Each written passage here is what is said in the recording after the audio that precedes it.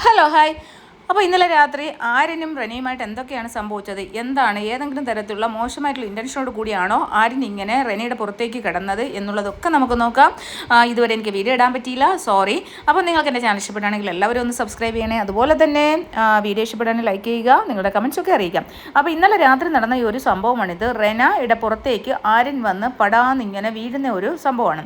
അപ്പോൾ എന്തുകൊണ്ടാണ് ഇങ്ങനെ വീണത് എന്നൊക്കെ ചോദിച്ചു കഴിഞ്ഞാൽ നമുക്ക് മറുപടിയില്ല. കാരണം ഒരാൾക്ക് കൊടുക്കുന്ന ഓവർ ഫ്രീഡം, ഒരാൾക്ക് അമിതമായിട്ടുള്ളൊരു സ്വാതന്ത്ര്യം നമ്മൾ കൊടുത്തു കഴിഞ്ഞാൽ ഉണ്ടാകുന്ന ഭവിഷ്യത്തുകളാണെന്ന് എനിക്കിതിനകത്ത് പറയാൻ പറ്റും.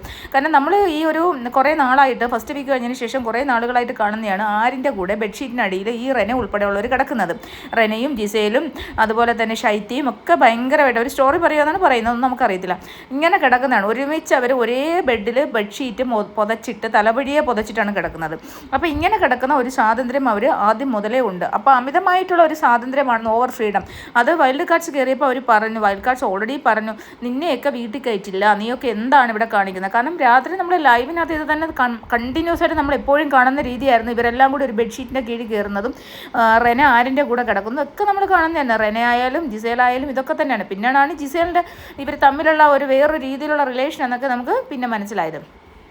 പക്ഷേ വൈൽഡ് കാർഡ്സ് ചെന്ന് ഇത് പറഞ്ഞതിന് ശേഷം റെന പിന്നീട് ആരിൻ്റെ ഒരു ബെഡ്ഷീറ്റിൻ്റെ കൂടെയോ അല്ലെങ്കിൽ ബെഡിൽ കിടക്കാനായിട്ട് മാക്സിമം ഒഴിഞ്ഞു മാറുകയാണ് ചെയ്തുകൊണ്ടിരുന്നത്. പക്ഷേ ഇന്നലെ രാത്രിയിൽ നിവിൻ ആരിൻ്റെ ബെഡിൽ കിടക്കുന്നു, ആരിനില്ല അവിടെ. അതുപോലെ തന്നെ അനുമോളുടെ ബെഡ് ഒഴിഞ്ഞു കിടക്കുവാണ്, അനീഷിൻ്റെ ബെഡ് ഒഴിഞ്ഞു കിടക്കുവാണ്. അപ്പം നിവിൻ വന്ന് കിടക്കുന്ന സമയത്ത് ആരിൻ ഇങ്ങനെ വരുന്നിട്ട് പില്ലോ എടുത്തിട്ട് വരുവാണ്. അപ്പോൾ ആരിന് അപ്പം എന്തോ പറയുന്നുണ്ട്. അപ്പം നിവിൻ അത് അവിടെ നിന്ന് എഴുന്നേറ്റ് അനുവിൻ്റെ ബെഡിലേക്ക് പോയി കിടന്നു. അപ്പോൾ റെന അവിടെ നിൽപ്പുണ്ട്. അപ്പം ഈ ഒരു വിഷ്വൽസ് നമ്മൾ ലൈവിൽ നമ്മളെ കാണിച്ചിട്ടുണ്ട്.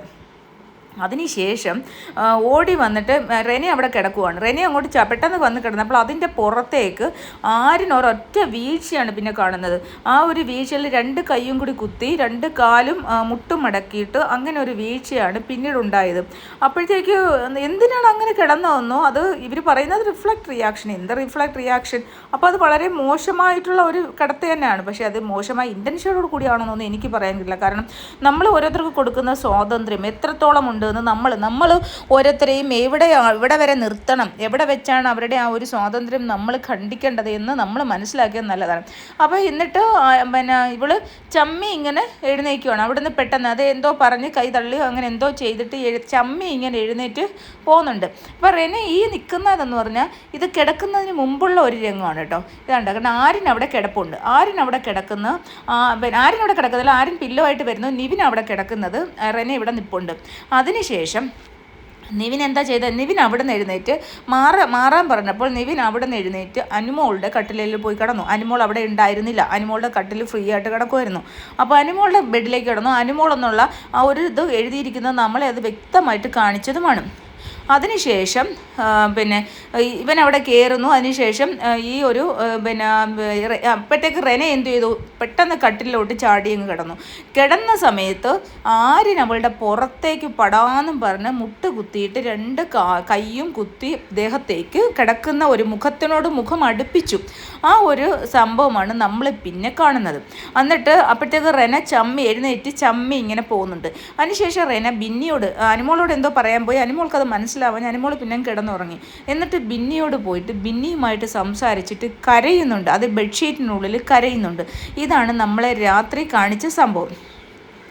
അപ്പോൾ ഈ ഒരു സംഭവത്തിന് നമ്മൾ എങ്ങനെ അതിനെ പറയണമെന്ന് വെച്ചാൽ അത് മോശമായ ഇൻറ്റൻഷനോട് കൂടിയാണ് എന്നുള്ളത് രാവിലെ റെന അത് പറഞ്ഞതായിട്ടാണ് എനിക്ക് തോന്നുന്നത്. എനിക്കതെന്തോ അൺകംഫർട്ടബിളായിട്ട് തോന്നി. അപ്പോൾ അൺകംഫർട്ടബിളായിട്ട് തോന്നിയതിന് രാത്രി തന്നെ പിന്നെ ബിന്നിയോട് പറഞ്ഞ് കരയുന്നത് നമ്മൾ കണ്ടതുകൊണ്ട് തന്നെ അത് മോശമായി എന്നുള്ളത് റെനയ്ക്ക് ഫീൽ ചെയ്തിട്ടുണ്ട്. കാരണം ഇപ്പം അവർ പറയുന്നത് ഞാൻ നല്ല ഫ്രണ്ട്ഷിപ്പാണ്, ആ ഫ്രണ്ട്ഷിപ്പിൻ്റെ ഇടയ്ക്ക് ഇവർ തമ്മിൽ അങ്ങനെയൊക്കെയുള്ള ഒരുപാട് കാര്യങ്ങൾ നടന്നിട്ടുണ്ട് എന്നുള്ളത് പിന്നീട് അക്ബർ അവിടെ പറയുന്നുണ്ട്.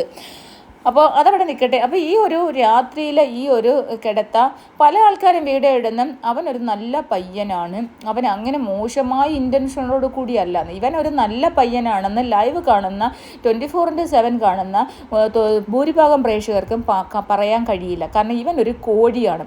സകല പെൺപിള്ളാരെയും വളരെ മോശമായിട്ട് വേറൊരു മീനിങ്ങോട് കൂടി സംസാരിക്കുന്നവനാണ്.